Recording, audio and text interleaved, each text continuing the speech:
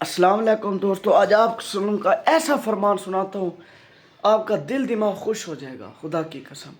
آپ نے فرمایا نماز، روزہ، زکوٰۃ، حج سب سے بڑھ کر ایک ایسا عمل ہے، اگر یہ کر لو گے تم، انشاءاللہ اللہ تعالیٰ تمہیں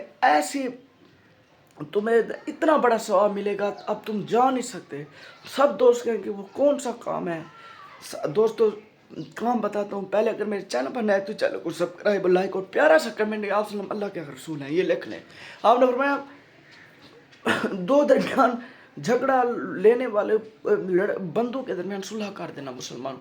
یہ نماز، روزہ، حج سب سے بڑا ہے، اور یتیم کے ساتھ اچھا سلوک کرنا، خدا کی قسم اللہ تعالیٰ عرش تک، خدا جب یتیم کے ساتھ اچھا سلوک کیا جائے نا کسی گھر میں، اللہ تعالیٰ رزق کے دروازے ایسے توڑتا ہے جیسے سوکھی ہوئی زمین سے پانی نکلتا ہے۔